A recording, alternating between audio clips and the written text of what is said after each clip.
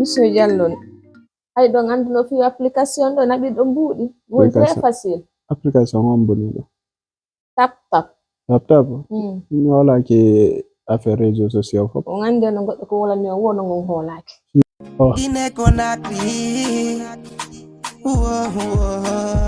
ana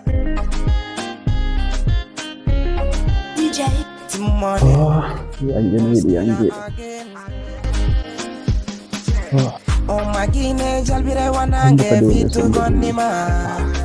nanami ala kala ko wadi wona yesaguma awa faleji do dubi problem je tum mawɗo no jok yasmano dumminide ko ɗum waɗi papa on tigi ko joni wuri ko yaasi ɗo e o neige no ɓuuɓi mawɗo on tigi no yono naɓangol fi étudiant fi école on fay koy kono butikajo fof no fermi on tigi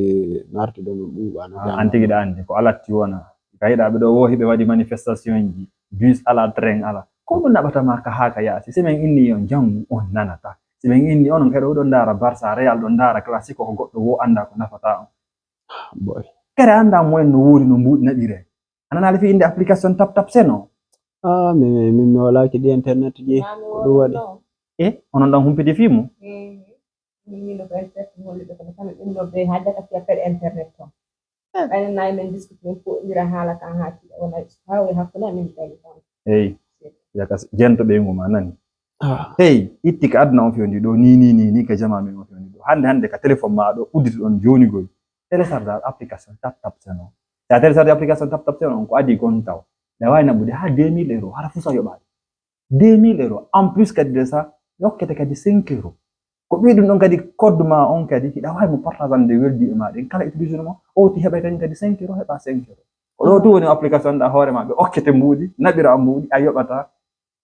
wallaji jama ma on kadi ɓen kamɓe kadi ɓe heɓa kadi honno ɓe heɓa kadi intérêt on mawɗo on to yari andal ɗum ɗon kadi maɗa on wowliɗo kono andi ɗi internet ji mawɗo no mettis fi holnaaki ko gonga holnaaki kono si ɓe haalanima yeeso jento a yehi ha a ndaari ata wona no woniri on toma kono sina ɗo lanndo ko ɗum wonirɗen ɗo a télé auditigo e téléchargeago tappa ɗon tap sen joni on noon tap sen ok o tap sen woni ko ya tappu senda hino moɗo eyo télécharge ɗon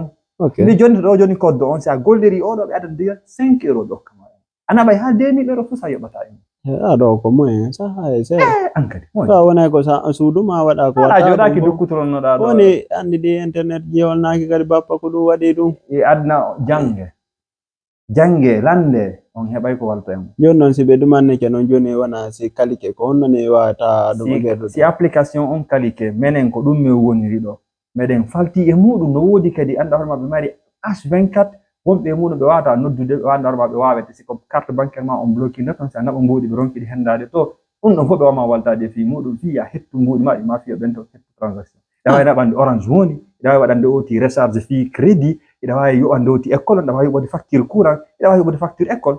kala ko falɗa yoɓude nder mum ɗa wawi ɗon no moƴƴi eyi tappu senda yaka seede ma tappu senda non mi wakkilike yaka seede tap sen o haray ko facilité ɗo fi naɓugol mbuuɗi kala ko on tigi fayra e nder afrique on woni tout on tigi so jaalaniide ɗum ko mi yaha